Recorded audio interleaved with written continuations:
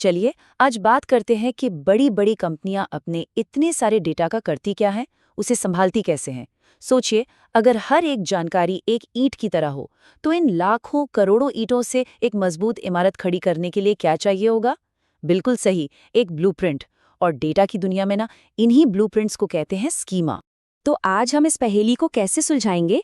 सबसे पहले देखेंगे कि डेटा को व्यवस्थित करने की असल चुनौती क्या है। फिर हम दो बहुत ही दिलचस्प डिजाइन्स को समझेंगे, स्टार स्कीमा और स्नोफ्लेक स्कीमा। इसके बाद दोनों की सीधी सीधी तुलना करेंगे और आखिर में ये पता लगाएंगे कि अपने काम के लिए सही डिजाइन कैसे चुनें। तो चलिए शुरू करते हैं। तो पहला पड़ाव, बिजनेस डेटा को व्यवस्थित करना। मतलब डेटा को सिर्फ इकट्ठा नहीं करना, बल्कि उसे ऐसे तैयार करना कि उससे जरूरी फैसले लिए जा सकें। तो सवाल ये उठता है कि आखिर कंपनियां करती कैसे हैं ये? मतलब इतना सारा डेटा, हर दिन का, हर घंटे का, सेल्स, कस्टमर इंटरैक्शन, सब कुछ। इस डेटा के पहाड़ को एक ऐसे खजाने में कैसे बदला जाता है जिससे तुरंत जवाब मिले? और इसका जवाब छुपा है डायमेंशनल मॉडलिंग में। अब ये क्या भला है? बहुत सिंपल है। सोचिए, हम डेटा के दो हिस्से कर रहे हैं। एक तरफ नंबर्स यानी तथ्य, जैसे कि कितनी बिक्री हुई, और दूसरी तरफ उसकी कहानी यानी आयाम, जैसे किसने खरीदा, क्या खरीदा, कहाँ से खरीदा और कब खरीदा। बस नंबर्स को उनकी कहानी से जोड़ देना, यही है डायमेंशनल मॉडलिंग का कमाल। तो इसी मॉडलिंग के आधार पर बने हमारे पहले ब्लूप्रिंट को देखते हैं। इसका नाम है स्टार स्कीमा, और जैसा नाम से ही लग रहा है, ये सिंपल, तेज और एकदम सीधा साधा है। तो आखिर ये स्टार स्कीमा है क्या? सोचिए, बीच में एक तारा है, एकदम सेंटर में। ये है हमारी फैक्ट टेबल। इसमें सारे नंबर्स होते हैं, सारा हिसाब किताब। और इस तारे से किरणें निकल रही हैं जो सीधे जाकर जुड़ती हैं डायमेंशन टेबल से। ये डायमेंशन टेबल्स उस नंबर के पीछे की कहानी बताते हैं। और क्योंकि ये एक तारे जैसा दिखता है, इसीलिए इसका नाम है स्टार स्कीमा। यहाँ देखिए, एकदम साफ दिख रहा है, बीच में फैक्ट टेबल और उसके चारों तरफ डायमेंशन टेबल्स।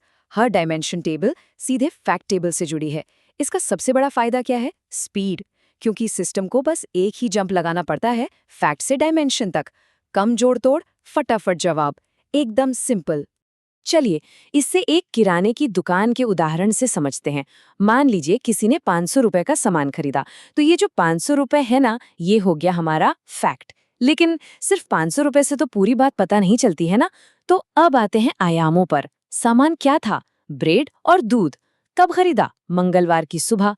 कहाँ से खरीदा? दिल्ली वाले स्टोर से। ये सब जानकारी आयाम हैं जो उस 500 रुपए को एक कहानी देते हैं। और ये रहा एक असली बिजनेस का उदाहरण।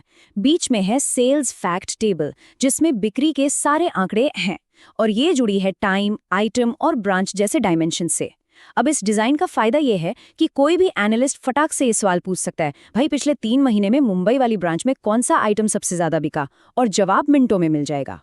तो स्टार स्कीमा तो समझ आ गया, सिंपल और तेज। लेकिन अब बात करते हैं एक और डिजाइन की, जो थोड़ा सा कॉम्प्लेक्स है पर उतना ही पावरफुल भी। इसका नाम है स्नोफ्लेक स्कीमा। स्नोफ्लेक को समझने का एक बड़ा मजेदार तरीका है।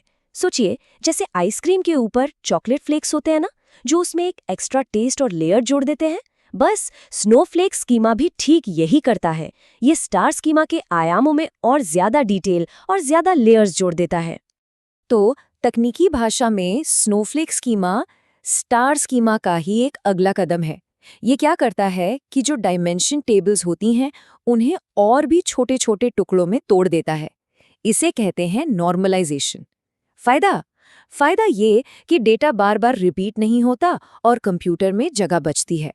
लेकिन एक मुश्किल भी है। इसकी वजह से पूरा स्ट्रक्चर काफी कॉम्प्लेक्स हो जाता है। इस डायग्राम को देखिए, बात एकदम साफ हो जाएगी। यहाँ जो कस्टमर्स वाला डायमेंशन था, उसे आगे कस्टमर टाइप में भी तोड़ दिया। इसी तरह लोकेशन वाले डायमेंशन से एक और केबल निकली टेरिटरी की। तो ये देखिए, एक से दूसरा, दूसरे से तीसरा, शाखाओं पर शाखाएं निकलती जा रही हैं, बिल्कुल एक बर्फ के टुकड़े की तरह। इसीलिए तो इसका नाम है स्नोफ्लेक। तो अब बारी है आमने सामने की टक्कर की, स्टार वर्सेस स्नोफ्लेक। चलिए देखते हैं कि इस मुकाबले में कौन कहाँ बाजी मारता है। ये टेबल पूरी कहानी बता देती है। स्टार स्कीमा में नॉर्मलाइजेशन नहीं होता, इसलिए क्वेरी स्पीड तेज है क्योंकि कम टेबल्स को जोड़ना पड़ता है, लेकिन हाँ, ये डिस्क पर जगह ज्यादा लेता है। दूसरी तरफ स्नोफ्लेक स्कीमा में नॉर्मलाइजेशन होता है, जिससे जगह तो बचती है, पर बहुत सारी टेबल्स को जोड़ने के चक्कर में ये थोड़ा धीमा हो सकता है। तो एक तरफ है स्पीड, दूसरी तरफ है स्पेस। तो अब आते हैं सबसे बड़े सवाल पर, आखिर चुने तो क्या चुने, कौन सा ब्लूप्रिंट इस्तेमाल करें?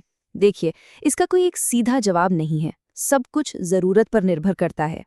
तो इसे ऐसे याद रख सकते हैं, अगर सबसे पहली जरूरत स्पीड और परफॉर्मेंस की है और सिस्टम को सिंपल रखना है, तो स्टार स्कीमा बेस्ट है।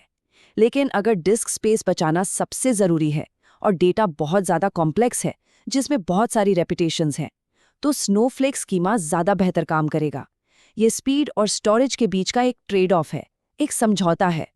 और इसी सवाल के साथ आज की बातचीत खत्म करते हैं। आज हम लोगों ने स्टार और स्नोफ्लेक को समझा, जो डेटा वेयरहाउसिंग की दुनिया के दो बड़े खिलाड़ी हैं। लेकिन डेटा तो हर पल और भी बड़ा और जटिल होता जा रहा है। तो सोचने वाली बात यह है कि भविष्य में इस डेटा के ब्रह्मांड को समझने के लिए हमें और कैसे कैसे नए आकार और स्कीमा देखने को मिलेंगे। ये एक ऐसा सवाल है जिसका जवाब आने वाला वक्त ही देगा।